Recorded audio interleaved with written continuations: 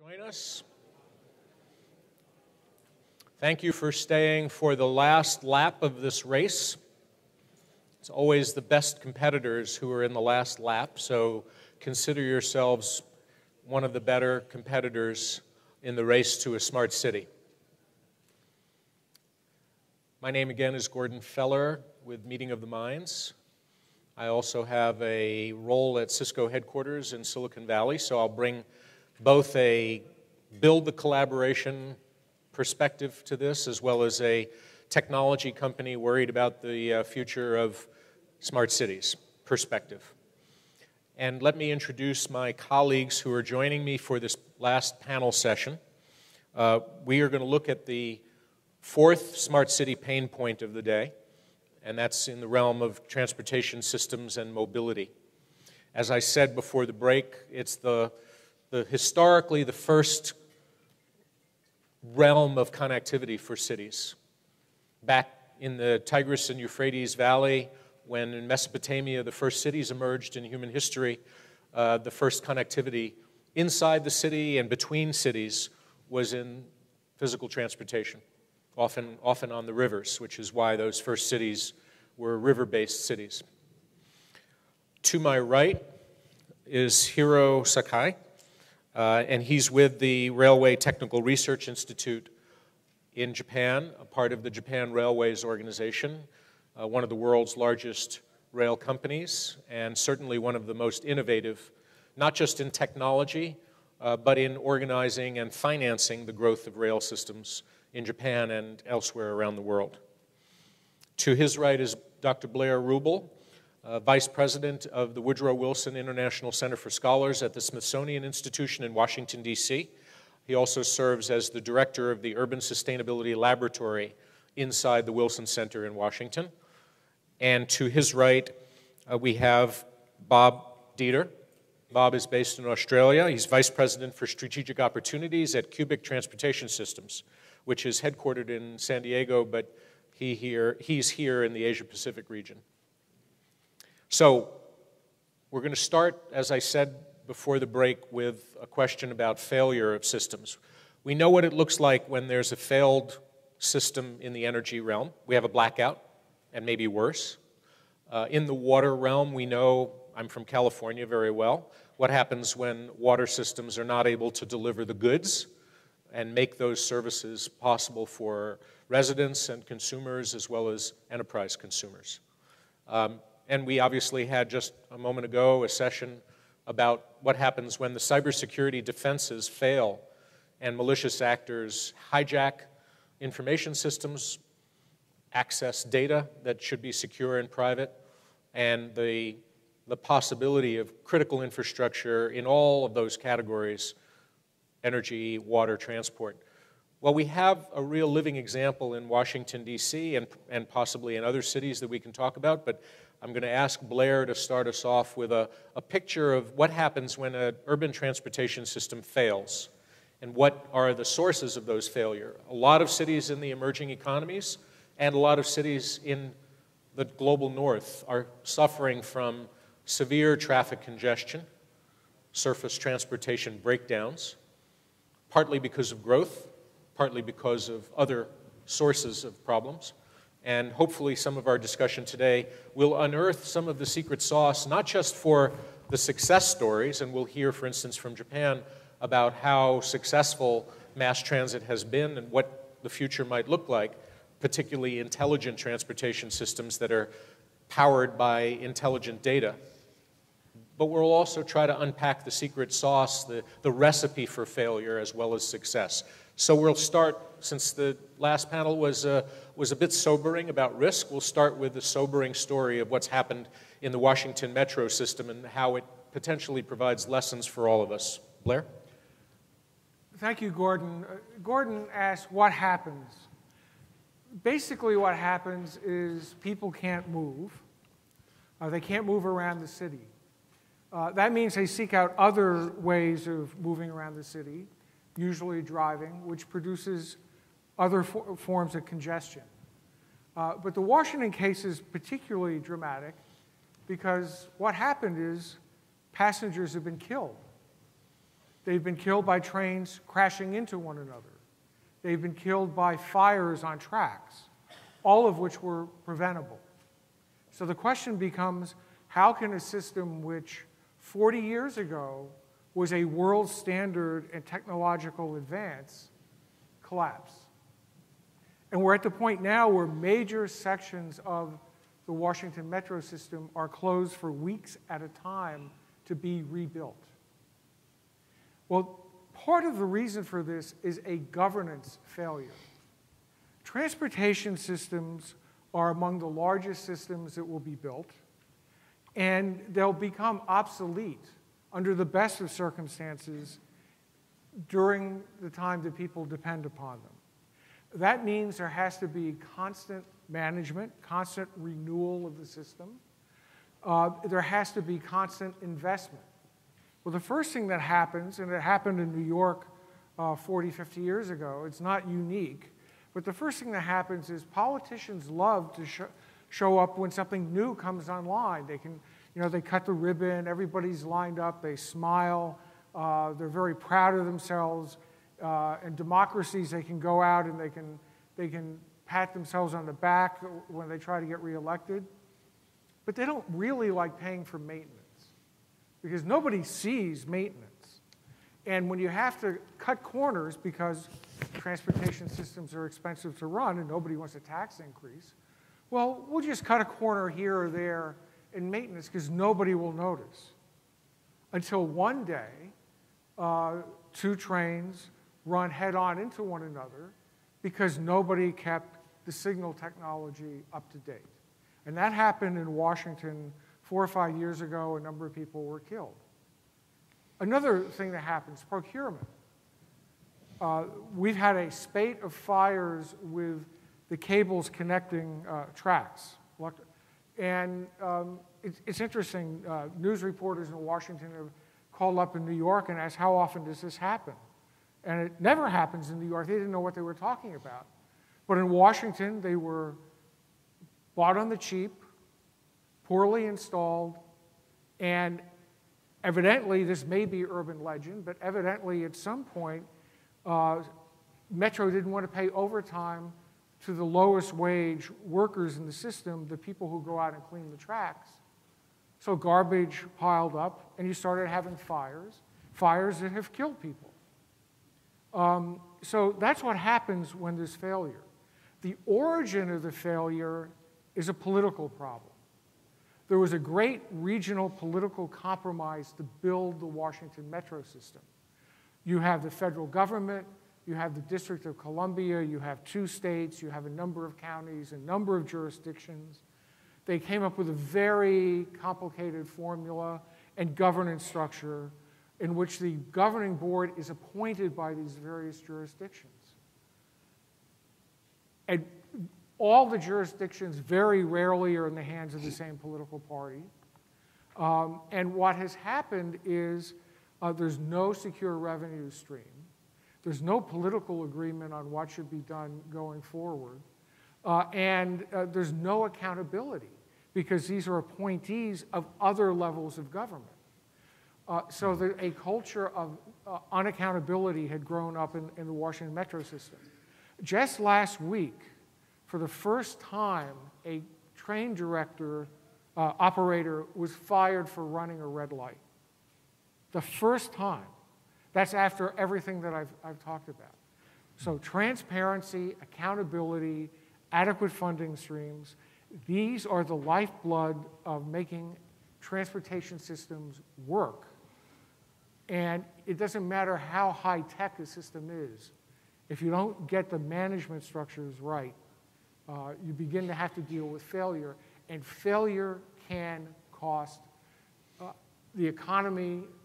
There are figures that are being calculated on how many millions and hundreds of millions of dollars are being lost in the Washington economy every day that the system isn't fully operative. That's one cost. But there's also the cost of the trauma of the passengers and the personnel who have to live through the experience of some of these disasters. Plus, there have been not large numbers, but there have been people killed. And all of that, of course, erodes what we were talking about in the previous session, which is trust. So it's really important when building these systems, to not just think that you build them and walk away. It's important to understand that you're building a system that is going to constantly need engagement by management and will constantly need funding. Well, one of the themes that we heard in the first three panels, which I want to address here, is about the long-term investment requirements that infrastructure demands from not only the government, but from the taxpayers who fund the government. And there are some success stories like Singapore, where you have a long-term strategy for building a smart city and you make investments in that smart infrastructure that enables smart city solutions to work well. This is a case where there were no long-term investments after the end of the Cold War. Can you talk a little bit about the different frame of reference during the Cold War versus what happened after the collapse of the Soviet Union, and how that showed up in the realm of government willingness to finance infrastructure? Well, I think that this is a more general problem than just the Washington Metro, but I do think that there was, if you will, a hard security constraint during the Cold War. And when it was lifted, people started talking about where will the peace dividend go? Well, it turned out the peace dividend evaporated because without a sense of threat, people didn't want to pay taxes. There was no compelling vision driving, there was no fear, to be frank about it. And the American investment in a number of things, including transportation infrastructure, but more broadly began to erode because people didn't sense that there were any consequences. And I think that this has been a major challenge in American political life. Well, the flip side of that story is Japan, is a long-term strategy to build out high-speed rail, to build out intra-urban rail, for instance, within the Tokyo metropolitan region and Osaka and several other major metro regions. Could you talk a little bit, Hiro, about the sort of long-term point of view that Japan Railways has taken, what technology investments have been made over time? What technology, I think that's the Japanese government wanting to interrupt me, but maybe not. What long-term investments have been made in safety and security after the big accident occurred, and how the big accident helped shift the perspective of the senior leadership, both the political leadership and the business of Japan Railways. I think it would be interesting for people to hear that as we talk about smart transportation. Okay. And our history of Japan Railways is mostly the history of accident for the last 150 years. And not mostly the accident, small accident or incident happen every day somewhere in Japan for the last 150 years. Then sometimes a big accident coming up. Then every time we overcome what happened and how we should manage. Then by hearing your topics this time, what's the most important is training or education to employees. Because if you install hardware or sophisticated or high technology systems, would work. But the most important is you should know, you should realize or understand how railroad or services operation to be managed. You should know the structure of railroad systems.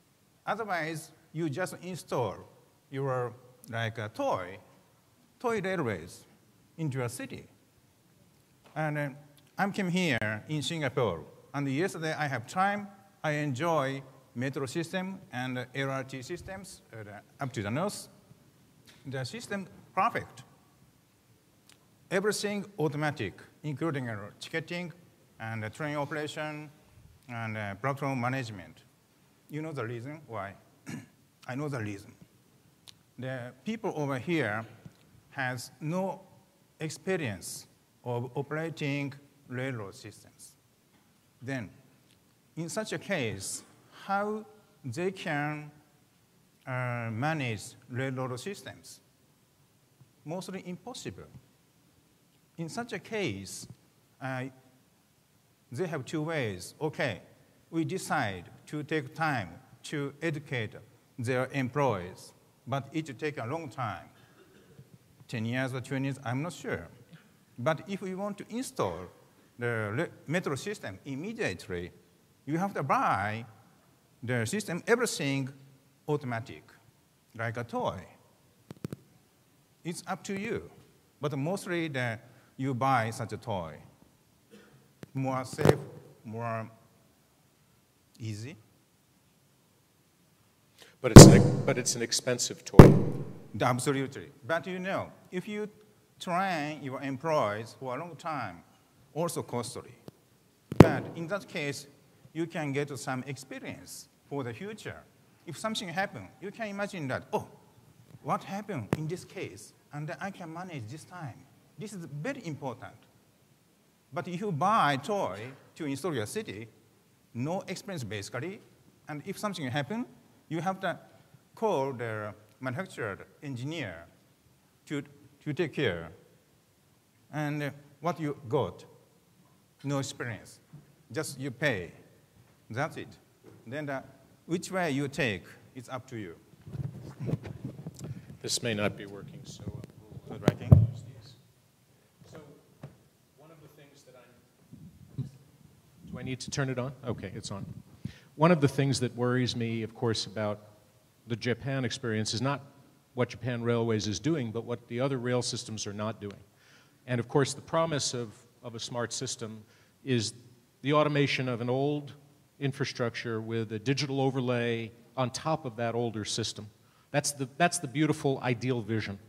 An old existing light rail system that moves passengers around a metro region, built in the 40s or the 50s, upgraded maybe in the 60s and the 70s, and operated well in the 80s and the 90s. Now in a new century, the hope is that the digital systems overlaid on top of the old physical systems can help extend the life of an old system out maybe a decade or two. Is that an unrealistic vision, or is that something that metro regions around the world should consider as a possibility for their pre-digital systems that they operate today? Yeah.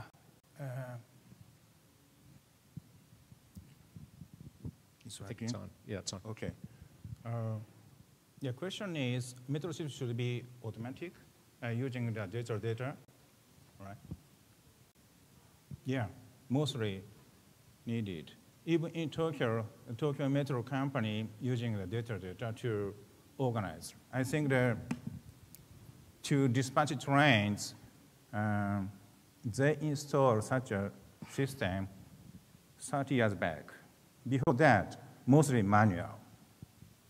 When the accident happened, they immediately change the train schedule by hand. But in such a case, they need experience, should be trained for a long time. But even now, there are such technology handed out to the next generation. This is because if you install data system, but something happened with the system, how do you do? Even in such a case, Japan Railway and the Tokyo Metro can do that. This is because they trained every year by manual operation. It's okay. It's very important. How do you manage your transportation systems stably? Just I said, you install sophisticated systems using digital data. It's one option. Other option should be you should train your employees. The same answer. Well, this raises a question, of course, about the human factor and the trustworthiness of the digital signal, literally the signal that broke down in Washington. As I look back at the history of urban transportation systems, I think of Cubic and the work that Cubic has done over the decades, because it was an early innovator in deploying automatic systems for toll collection, for fare collection. So it's not a surprise that transportation agencies around the world thought first to invest in advanced technology to make sure that they're collecting 100% of the fare and they're able to bank that money as quickly as possible and to assure their lifeline, in this case, their financial lifeline. And even before, I think, many of the systems invested in automated safety, they invested in automated money collection. And Cubic was there early days in that revolution in modern transportation. I wonder, Bob, if you could talk a little bit in the role that you and your company play as a trusted advisor to metropolitan transportation agencies and those who operate them, but also as a provider of advanced solutions and then as an integrator helping those agencies integrate new technology. Can you talk a little bit about what you're expecting in the way of those transportation agencies' ability to integrate new technology that may be coming at them, as we've discussed? There's a lot of very advanced, data-rich technology that's coming at these agencies. Many of these agencies are 50 years old, 100 years old. They've been operating for a long time. They have a lot of systems. They run bus systems, they run light rail systems, they run traffic systems, they run toll systems on highways. So they have a lot of different types of businesses that they operate. Can you talk a little bit about your perception of their ability to integrate and adapt to the new technology? Sure, thanks, Gordon. In listening to Hero and Blair, and I think Blair's a great example. You know, we started in this business in the 70s. Washington Metro was one of our projects. Revenue collection is almost as important as the train running, because if people can't get on the train because, you know, gated systems don't work, well, that's a huge problem. So we're very visible when things go wrong. We have to be very reliable. And part of the challenge with maintenance and cost is that public transportation is basically a revenue loser. In the US, it has to be subsidized. A lot of people don't, if the services aren't great, people don't use it. Cars are cheaper than ever. Getting people to use public transport is not always an easy proposition for people. It's, you know, I'd rather drive my car than get on a crowded train. So the revenue part of it for the operations is critical, that these operations are sustainable. In terms of the technology, when we first started in the business and we were working with these train and bus authorities, many of them had no experience in any kind of IT. So this was the first system where they had collective IT, computerized transactional data coming in basically in real time from these systems, and they didn't even have the staffs back then to even handle it. So we basically worked with them to train them and basically help them bring up their staff to a level of competency that they could interact with us in a meaningful way.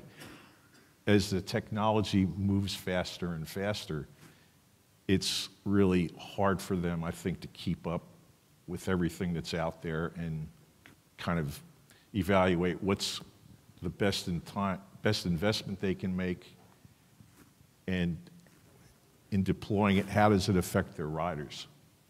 Because the customer experience is extremely important, and you know, it's not just running a train and, you know, if you decide to get on because it's public transport. It's the folks that we work with that focus on the customer experience are the ones that have the best services. You know, London Underground is probably a really good example of folks that we work with that really started focusing on the customer experience. And, you know, they were pioneers in accepting contactless bank cards in their system. That was a big leap for them. It was a pretty significant leap for us. Open loop, non-proprietary standards, and a new customer interaction to deal with. So these were challenges that they had to take on, and I think they did a good job of it, and they're a great example. But even that now is looking like yesterday's things, and there's so much more as we talk about smart cities and transportation.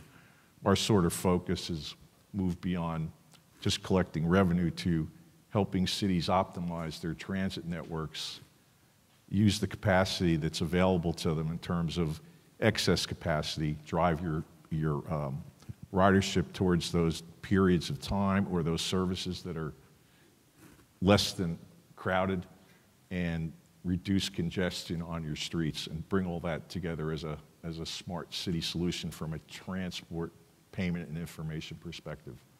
Is payment the place where you think the early digital innovations are most likely to show up in a transportation system, like Oyster showed up in London? Is that the first frontier for digital innovation and smart mobility in a city? We see payment as an enabler and an integration point, that if you integrated all transportation payments, you now have the ability to, working with your authorities, to let them create fare structures and tolling costs, road user charging, whatever it might be that's transportation related, to again provide better information and better utilize the assets. So we think payments combined with the information you gain from it, you know, where the traffic is, where the cars are, what time of day they are, can be all pulled together and then used to create a better model for cities. Well, this is a theme that showed up in other panels, right? So we heard in the first session about energy cost as a driver for digitization and the development of smart grid infrastructure using meters and the growth of advanced metering infrastructure as a way of managing some of the costs, for instance, not having to deploy personnel to go and read a meter. So some of those first innovations in energy were driven by the economics, so too in water. Now we're hearing it here. So Blair, any view on this? I think there's another point to pick up on, the direction that Bob is heading in. The big fixed transportation systems we've been talking about, the older systems, and older Washington fits in this, were essentially designed to handle a different problem from the way people are going to live their lives moving forward. The problem they were designed to solve is getting people to and from home, between the office and work, or home and the office. We now are entering a world in which what work means is being transformed by smart technology. Relatively simple things like teleworking dramatically changes the effect. But more subtly, and I think we're beginning to see this in the politics around Metro in Washington, it turns out that younger people who have come of age in the digital era think about mobility in a very different way. They're less concerned about how to get to work than how to have a transportation system that can get them home after clubbing at night. And one of the really politically charged issues around the current situation in Washington is that Metro is shutting down earlier in order to allow the repair work to begin. And there's a whole younger group of riders who are really put out by this and are probably actually going to be lost as riders to the system because they think of public transportation as something that you do after work. And they think of, you know, taking a look at their iPhones, and we were talking about this earlier, Bob, using that information as a way to figure out what is the best way for, should I get on the metro, should I drive, should I take an Uber? It's a systemic way of thinking about how you use the city. And that's another way in which smart cities are going to transform how people move around it. And that's not even on the agenda of many transit systems. Well, when we talk to city leaders, elected officials, appointed officials, some of them running transportation agencies, some of them running the planning department for the city, they all are very anxious to get access to rider data. So they have some access to rider data from Japan Rail or from some of Cubic's clients or maybe from the Washington Metro, but the millennials and others are now using rideshare and ride-hailing services like Uber and Lyft. And the pressure has been building on those companies to find ways to open that data, anonymize it, and then open it as an accessible file that a city planner or a transportation systems planner can assess where is the demand, who is moving in a trip from point A to point B, how often and at what time, So I can route my buses appropriately and schedule them appropriately. I can decide, if I have funds for a new station, where would that station be based on the data about where the demand is for ride-hailing service like Uber or Lyft. So I know that there's a certain class of user who's not opting to use the public system. They're opting to use a shared private system. And now the question is, if we want to have them with a world in which they have both options that are equally valued, we're not going to get them off of the ride-hailing system and the ride-sharing system because it serves a need, including in the 20-something, 30-something age group, meeting other people. This is a human drive to mate, and you want to meet those people in those circumstances, and that's why they're spending some time out in the evening. So they need multiple options from the public and the private, and maybe quasi-private, quasi-public. And this raises a question, which is, as the private sector steps into the role, as Uber and Lyft are providing instant services that are seamless, the billing systems are seamless, the scheduling is a no-brainer, it's on demand. I don't have to figure out when the bus is coming, I figure out when I want to press the button. So in a world in which that kind of instant demand gets instant gratification, it's really hard for a public transit system to compete with that. So what's the future for public transit in Japan, in the US, maybe in some other countries that you're looking at, Blair, and in multiple environments? Let me start with you, Hiro. What's the future for publicly funded transit systems that depend on rider fares? Is it a bright future? Is it a dark future? Is it an uncertain future? Give us a look ahead. Hopefully bright future. To be honest, the ridership information given by the collecting a ticket or the smart card systems is nowadays very important for marketing. But to be honest, such a data is not open to the public in Japan. Then how can I say, the data should be used to fully organize the transportation network in a city. But it's important data for marketing.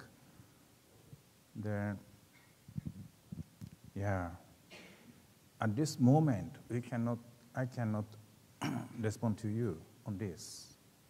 But is the mood in Japan Railways and more broadly that there is going to be national government investment in advanced 21st century infrastructure because of the Olympics or for other reasons?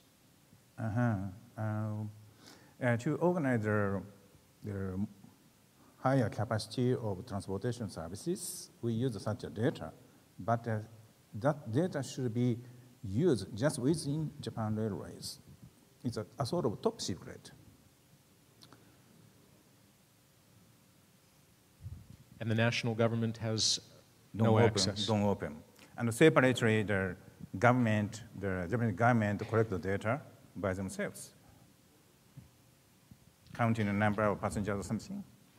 Bob, you're under pressure in some of your local environments to work with the agency on opening their data sets? We have. A lot of agencies tend to protect their data very closely. And when we talk about our sort of vision of transportation across public transport, and let's say road tolling and road charging, in many jurisdictions you've got multiple authorities. So they've got a set of data and the other authority has another set of data. Well, I'm not sharing my data with you because that's my data. And breaking down those barriers can be difficult to make that happen. Well, this came in as a question from the audience, and it's appropriate at this moment. What kind of alliance system, data governance structure, data sharing rules have been made to enable data collaboration and data fusion to make that kind of possibility happen? Are you seeing any trends that you can share about this? I think we're trying to promote the vision of how that should work.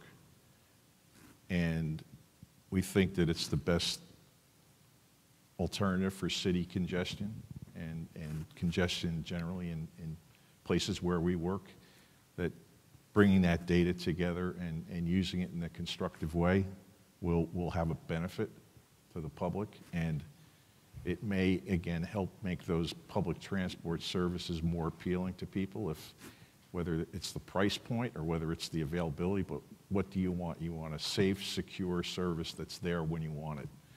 You know, New York, London, pretty much walk up to a station and there's a train there, or there's a bus running. This was the question that just got handed to me. Should cities move towards mass transport customization? In other words, where the customer is at the center of the organization of access to various transport assets, as you say, on demand, from where I am to where I need to be. Blair? I think this is absolutely the direction that we're going to see in the U.S. And you know, Graham had that wonderful chart up about the complexity of cities. Transportation planning is going to be driven by that complexity, and the technology allows a level of engagement with complexity that didn't exist before. I mean, 50 years ago, when you're building the Washington Metro, you know, planners tried to figure out where the route should go. What we're going to see now are much more holistic approaches. There's a very interesting competition the U.S. Department of Transportation ran, which was Columbus, Ohio won just about a month ago or 6 weeks ago. And it was on smart transit. And what was interesting about the Columbus winning bid is it didn't invest in fixed transportation routes. It invested in what is your vision for connecting disadvantaged populations and communities to job sites? And the answer wasn't building light rail or BRT lines. It was putting down kiosks in poor neighborhoods that would allow poor residents who didn't have credit cards to use ride-sharing facilities with cash. That, I think, is the kind of direction transportation is going to go in. There will be a place for heavy rail, for light rail, for buses, but the whole system is going to be much more flexible. Well, there are various predictions, of course, about where mass transit will evolve. One of those that you should all look up if you're interested is called Personal Rapid Transit, PRT. And there are some experiments. Masdar attempted one of those experiments, and some others around the world have attempted interesting PRT systems developed by companies like Unitrans and several others. None of them have reached scale. They really even haven't gotten very far beyond the experimental pilot phase. But I think it's worthwhile looking at PRT as one of those varieties of options that are going to be available in the best designed cities, in the cities that can compete most effectively for young, creative talent, for multinational companies that want to attract that talent, for the incoming inbound investment that will come with those types of enterprises, making choices about which cities to locate their next laboratory or their next innovation center or their next customer center or whatever kind of facility they might be building in a new city. The question comes to me now about how do you all view the opportunity and the benefits related to the Internet of Things and to real-time data that enables better maintenance, for instance, of JR trains. Is there a move in JR to have sensor-based systems in each train that relay real-time information about the performance and how that system could be optimized, maybe on an automated basis, to ensure that the maintenance is done before the breakdown, in other words, preventive maintenance? Nowadays, we have an automatic system to reschedule trains just in case of accident or incident happen and delayed. But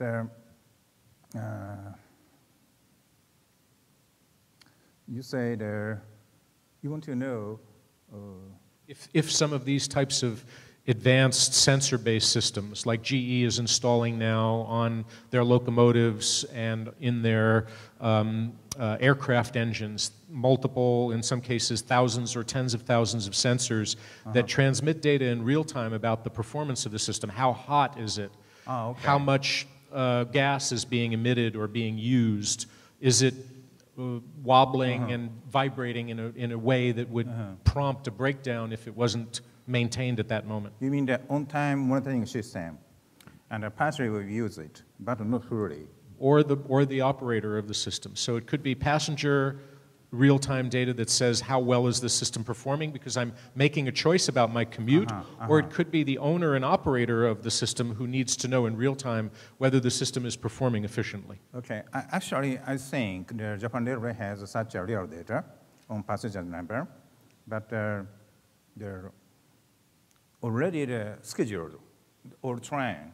Then you mean that if you receive more passengers beyond your expectations, you want to dispatch another train, right? Real-time data creates the ability to respond to real conditions. Okay. Train operation mostly impossible. This is because already scheduled. But bus operation would be fine. We dispatch another bus, one or two, additionally, when receiving more passengers using such a data. Well, this is a trend which I think we all want to watch, which is the ability of system operators who have real hard assets like buses and trains, or who manage facilities like bus stations and train stations or bus shelters at a particular stop.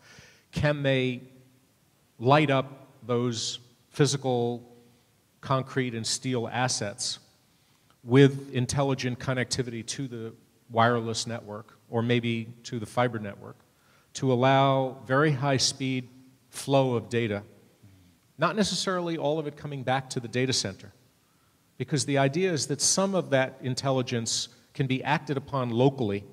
Instead of it being a cloud computing solution, maybe we call it a fog solution, because it lies lower to the ground. And that intelligence embedded in that asset, in that bus stop, or that rail stop, or that traffic light, or that outdoor street light, or that parking meter, or the parking space itself, all of these transportation assets are now, we're seeing in cities, get lit up, get connected to the network, become activated.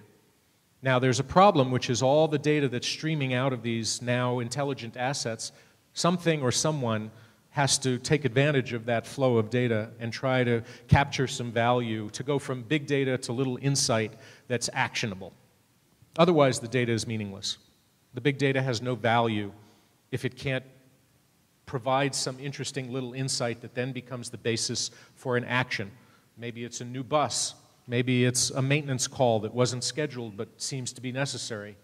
Maybe it's activating a new fare system that is available as a backup if the primary fare system doesn't work as planned. Are you seeing any of this, Bob, in any of the deployments of new technology? Well, part of the things that we see when we talk to our customers, and there is an emphasis on it, and you mentioned the sensors inside, big, heavy assets, is a focus now towards what they call condition-based maintenance. And that is condition-based maintenance. Essentially, you look at your sensors and you've got an operating band, and as you see heat or vibration start to build up in a moving part, the idea is to actually repair it before it fails, so that you don't go out of service. You make it as a scheduled maintenance call. You've got the majority of the asset or the component life out of it, so it's economical. You're not doing it too soon, but you're not putting the asset out of service and going, okay, your flight's canceled because the bearing failed and we got to call maintenance in. We did it last night.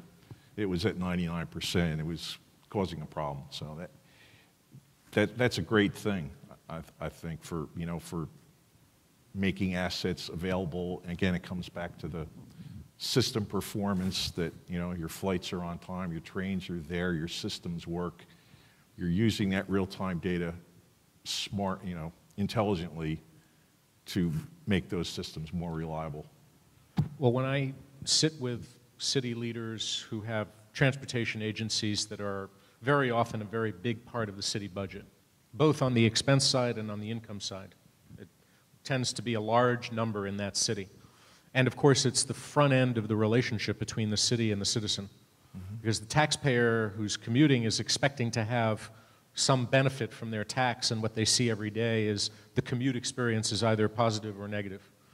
Generally not neutral for some reason. People don't have a neutral view about commuting. They always have a positive or a negative view. So one of the things I hear is that there are 3 pillars. I like to reduce my costs, make my operating more efficient. I'd like to increase my revenues, and I'd like to have a customer experience that's better. Now that's a big demand on an innovation. So it's a problem for the young technology companies and innovators who are stepping up to provide a solution in the transit space, because there's now a very heavy demand being placed on them to work miracles. And it's hard to make miracles happen in the transit and transport world for cities because they tend to be rather capital intensive, equipment heavy, unionized, and not profitable. That's not a very great formula for highly flexible, highly adaptive systems. But the good news is that innovators are stepping into the cracks like Uber has done and Lyft has done, where the service provision is not available in those spaces, and suddenly we're discovering that it is not about displacing old services, it's about creating a whole new menu of services that we didn't even know existed. And I wonder, Blair, as you're seeing the technology world comes to this old, stodgy thing called urban transport, is there a national strategy that emerges? You talked about the U.S. Department of Transportation at the federal level sponsoring this $50 million Smart City Challenge that the city of Columbus, Ohio won. Is there any indicator to you that there's some federal attention at this level that might last the next administration? Because I know Trump will solve this problem. Well, I won't comment on that, but no, I think that the current Secretary of Transportation has been very innovative, but we're bad at national planning. And this was an attempt, and an important attempt, to have U.S. federal involvement in some of these decisions, but it's not a pattern that plays to our strength. So I think probably the federal government under any administration is going to lag behind for all the reasons you just gave. It's expensive. There are lots of vested interests in not changing things. And at the scale of a transportation system, it's very difficult for individual entrepreneurs to fill the space. Now, we've seen with ride sharing and with companies like Uber and Lyft that it's easier than people thought, and technology has made it easier than people thought, but this is an area where there's a lot of lag time with innovation. The other point I wanted to make is a very interesting phenomenon in Washington, and I think we see equivalent phenomena in other cities around the world. As the data about performance becomes available, non-official agencies and websites can repackage it and make it available. And one of the most useful new websites for using the Washington metro system is a private site that has a very colorful name involving an old Anglo-Saxon word that cannot be used in this context, but it goes something like, how blank is Metro now? And you go on, and it has all the information about when trains are arriving, where they are, and this is an example also of a kind of internet piracy actually serving consumers. So I think the old monopoly system is breaking down, and this is a theme that we've heard across the day. It's not exactly clear what will replace it in the long run in transportation. Well, you mentioned the F word, and so let me ask about the S word, in this case S as in Singapore, and that's surveillance. We haven't talked really about the surveillance that tends to be ever present in transit systems. We had a session last about the privacy and particularly the personal identifier type information. Probably the most profound personal identifier information is your face. And as we see when we visit London, CCTV, is ever present in all parts of the transport system of London. And that was a necessary ingredient, the designers and developers of that system said, to deal with the terrorist threat, in that case, from Northern Ireland. So now the question is, Japan Rail, Washington Metro system, and other systems in the US, systems around the world that Cubic is working with, they're all using video surveillance in many different ways. And they're not necessarily promising to anonymize that. They're not blanking out faces, per se. So when Japan National Police is tracking one murderer per year in Japan, they're going in and presumably asking Japan Rail for some of that video surveillance information to see who that is and where they went, when they entered the system, when they exit the system. Dubai did this, I think, 2 years ago with somebody who committed a murder in Dubai, as infrequent as Japan. Can you make a comment of your view about what's going to happen to personal privacy in the intelligent, smart, advanced urban transportation system for cities?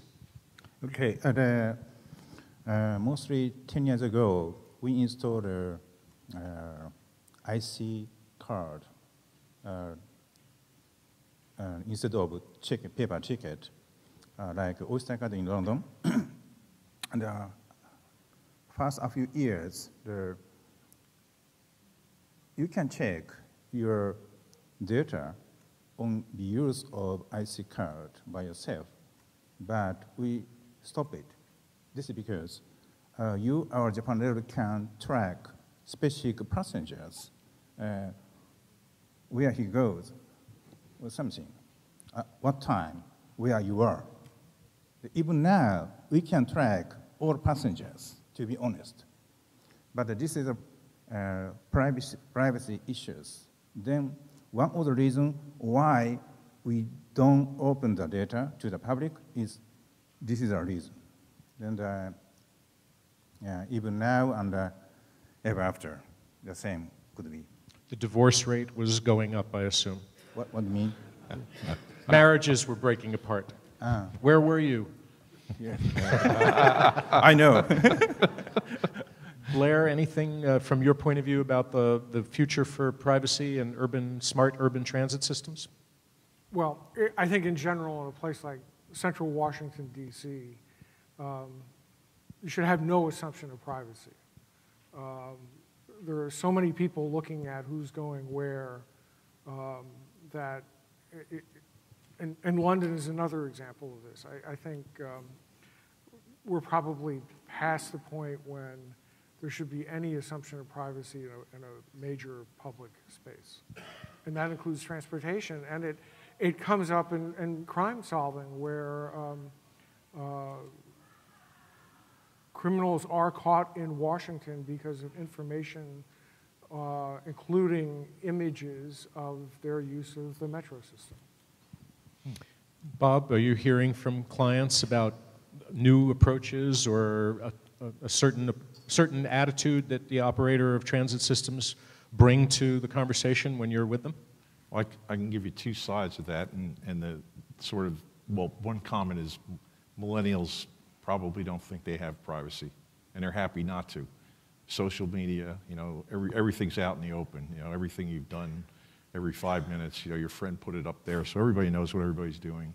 In terms of transit surveillance, CCTV data, never been anything we've been involved in the past, but now we're being asked, okay, how do you make systems even more efficient, and how do you make them less intrusive? Like if you look at Germany, there are no gates in Germany on any rail system. So we've been doing some research on what we call gateless gating. How do you do that? Well, you've got a long-range token in your pocket, or you could use video surveillance to do, video analytics and match your face. If you don't mind, you don't have to walk through a gate, and you can walk through. If you walk through that area and you don't feel like paying and you're a fare evader, well, you have to capture that image and, you know, send them a fine. But that's sort of a way to use video technology and actually make the stations have a more open feel to them. And we're doing some work in that area with the UK government. I think I saw the Tom Cruise movie version of that. One of his science fiction movies. So we're running out of time, and I guess I want to raise the final question for this panel and the last panel, and it's really looking back at the whole discussion that we've had during the day. Smart cities face, you know, the realization of a smart city vision is confronted with obstacles. There's the financing obstacle, which we know a lot about in the transit realm. There's the technology and engineering obstacle. We know a lot about that in the transit realm. There's the common global open standards and interoperability problem. We know a lot about that in the transit realm. You know, look at the different types of gauges in rail systems. It was a 150 years ago interoperability problem that the Soviet Union never solved and Russia and Ukraine fight over. So is there something that we haven't heard over the course of this day, over these multiple panels, that you can think of that's maybe an obstacle? Maybe it's in the psychology of the user of the transit system, or maybe it's in the attitude of government toward the infrastructure, or any one of those realms. And I haven't given you a chance to think about this in advance, so I'm kind of putting you on the spot, and I apologize, but I thought it would be an interesting way to end the conversation for the day before we do our wrap-up. Anything that you would want to point out that's maybe a hidden barrier to success in bringing smart data to the world of urban transport that we should keep in mind, maybe we haven't had enough chance today to talk about? Bob, I'll start with you. Okay, from everything I heard today, I think a really key thing is global data standards for open data. So that somebody said, don't reinvent the wheel, let's make code available, let's reuse what's there. So, you know, as soon as somebody builds two systems, they're going to be different. So if you have open data standards to take information and process it, that's a facilitator, I think, that's important to have. And I think the other thing that I feel is very important is that governments become more proactive in enabling smart technology to come to the fore, and they've got to become more open and more dynamic in terms of implementing, you know, new legislation and creating new policy. And you know, you mentioned Trump and politics. It's got to withstand multiple changes in political parties and be consistent. I think those are the things that would help make it happen. Those are excellent. Thank you for those two. They're going to withstand the test of time, I think, those two in particular. Blair, anything that we need to keep in mind? I think we haven't heard enough about humility. Humility. Humility. Any future we can imagine at this moment is going to be outdated before we can imagine it coming into being. We are living in an environment which is changing so quickly that we shouldn't really assume we know what the future is. And it's when we talk about the smart city, human beings will be living in cities in ways in which they've never lived in cities before. What exactly that's going to mean is hard to imagine. But we already are living in cities in ways in which our grandparents could never imagine, or our parents. And I think we need a little bit of humility when we start making projections into the future. Excellent. Thank you for that. And having seen some of your writing about what futurists imagined for the Soviet Union during the heyday of both Stalin and Khrushchev, I think your point of view is well taken there. Hiro, any thoughts about what we should keep in mind as we go forward? Okay, and for smart city establishment, we have to recognize what is the issues in your city, and then you find a solution. If you overcome your city issues, by some specific services or technology in transportation services, your city would be a smart city. Then the recognition of your city issues is first step. And then you install a solution to be applied to such as city issues. And step by step. Otherwise, no resolution coming up. That's my point. Excellent. Well, I have to say thank you to my three co-panelists here. This has been an outstanding session. I have the unenviable task of trying to provide a summary for 8 hours of discussion today, which I won't do. But I will say a few things about the next steps. So we will be producing for you to see a summary of some of these discussions. Some of that summary will come from the Twitter feed, which we encourage you to take a look at after you've left here today, because a lot of very intelligent comments, suggestions, critiques have come to us on the Twitter feed.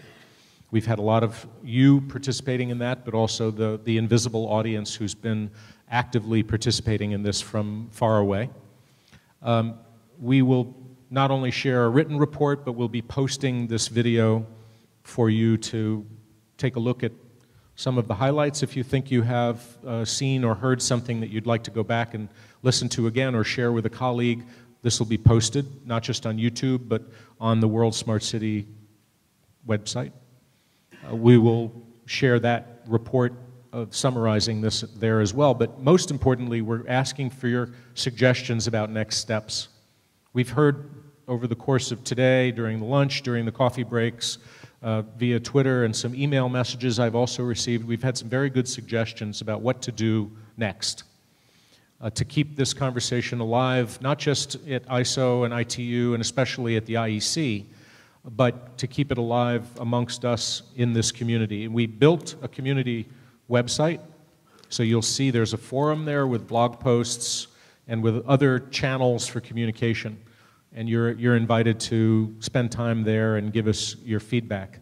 But most importantly, you may have a specific suggestion that we should take this conversation to Latin America or to Africa or to other parts of Asia or North America or Europe or wherever you think geographically this conversation should be replicated. Or it may be that we need to take it in a new direction, that we didn't really focus enough on the human factor, or we didn't focus enough on the existing standards and how they can be improved, or any of the areas that you think we didn't give enough time to. But we really ask your involvement because we depend on you to give us your insights. We didn't hear enough from you, and that's just in the normal course of this kind of a discussion. And we say thanks to you for participating in this. Thanks for you for being engaged. Thanks to all of the panelists that we've had who've come from around the world. And they've spent time and money and their intellectual capital with us. Thanks to our primary organizers at the International Electrotechnical Commission and to their partners at the International Standards Organization and the International Telecommunications Union. All that brain power in Geneva coming here to Singapore has been fantastic. Thanks especially to the IEC's two staff leaders, Gabriela and Peter, who have really put countless hours and days and months into this effort. And the staff behind them who have really worked very hard. You haven't met Sylvia, for instance. Sylvia, I think it's important for you to wave and let us know that you're alive and well. She's been tweeting the whole time. Thank you so much to Jean and to June and their staff who have been invisible in black back there. Everybody who's been wearing black actually works very hard, so we really welcome them. Thanks to our television crew who's made it possible for us to get the world to be involved in this discussion.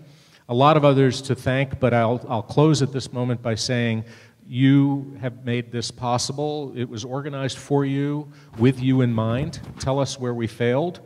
Tell us if we did succeed in some measure, and we promise to be back to you with much more. So thank everybody. Join me a round of applause.